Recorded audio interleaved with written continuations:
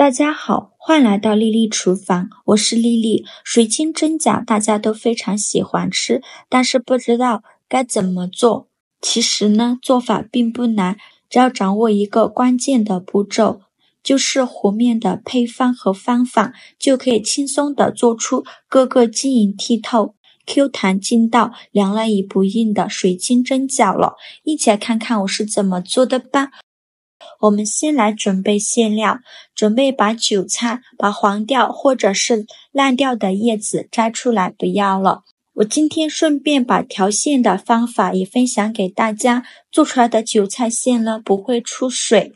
摘好的韭菜给它清洗干净，然后放在案板上，用刀把韭菜白切下来不要，然后把韭菜切碎，尽量切得碎一些，像视频中这样就可以。切好之后放入大碗中，先放一旁备用。接着准备半根去皮的胡萝卜，先给它切成薄片，尽量切得薄一些，再切成细丝，也是切得越细越好。就再切成胡萝卜丁，切好后用刀剁一剁，给它剁得碎一些，最后剁成这样的颗粒感就可以。切好后放韭菜的碗中，再往里边加一勺食用油，用筷子搅拌均匀，让每一粒韭菜都能裹上一层食用油，这样可以给韭菜形成一层油膜，防止韭菜出水。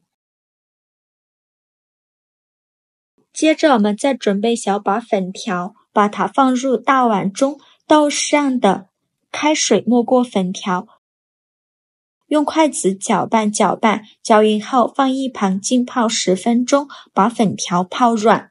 接着再准备3个鸡蛋，把它打入小碗中，用筷子搅散。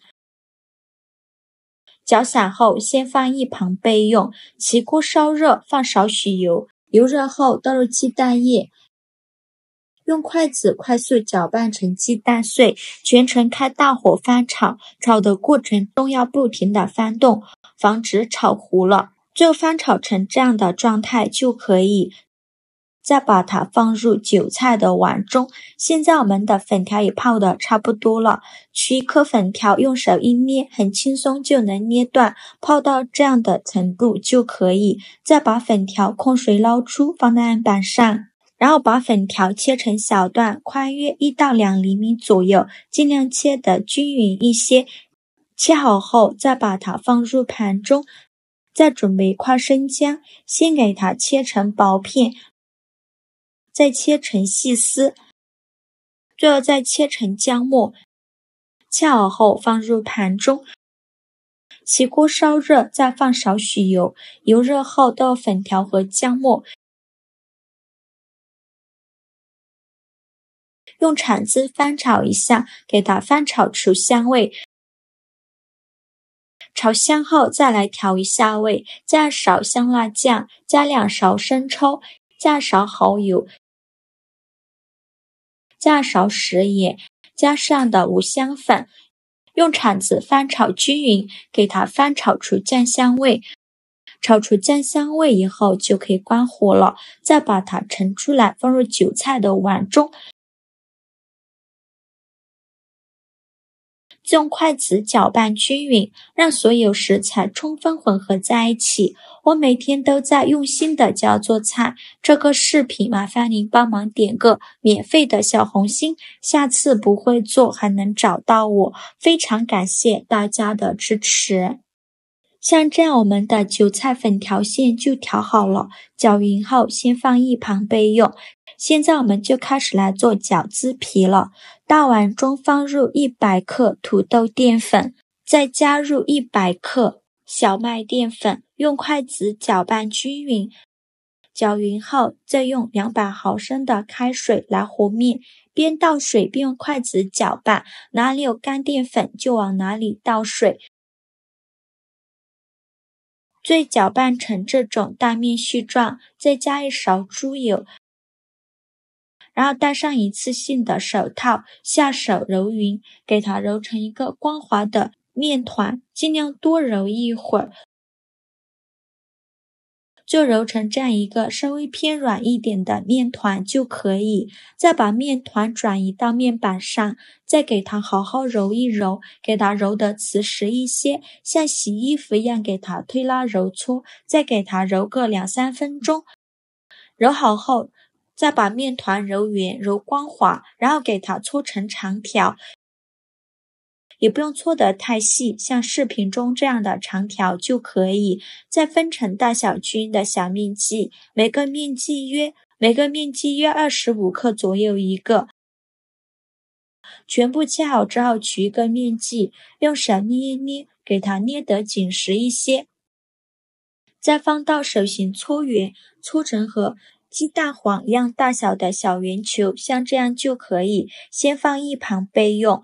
剩下的面就用同样的方法给它搓成这样大小的小圆球，依次放到案板上。全部做好后，取最开始揉好的小面团，剩下的盖上保鲜膜，防止风干了。再把面团放到面板上，用手轻轻按扁，再取出擀面杖，给它擀薄擀大，给它擀成一个薄一点的饺子皮，像这样就可以。然后再放上刚调好的韭菜馅，放1到2勺，再像包饺子一样给它收口，按照自己喜欢的方式来包就可以，封口处一定要捏紧实了，防止馅料漏出来。包好后再给它稍微整理一下，像这样一个水晶饺就包好了，先放一旁备用。剩下的馅料呢，用同样的方法给它包成这样的饺子。全部包好后，准备一个蒸屉，在底部铺上一张硅胶垫，再把饺子一个一个的放到蒸屉上，中间要留一些空隙，防止粘连在一起。全部放进来以后，蒸锅水提前烧开，把它放入蒸锅中，盖上盖子，大火蒸10分钟，时间到，关火焖2分钟，再打开盖子。哇，好香啊！一股韭菜的清香味扑鼻而来，看一下晶莹剔透的，像这样说明就已经蒸熟了。再把它取出来，就可以美美的享用了。像这样非常好吃的韭菜粉条馅水晶饺就做好了。刚出锅，那晶莹剔透的模样，我差点以为是艺术品呢。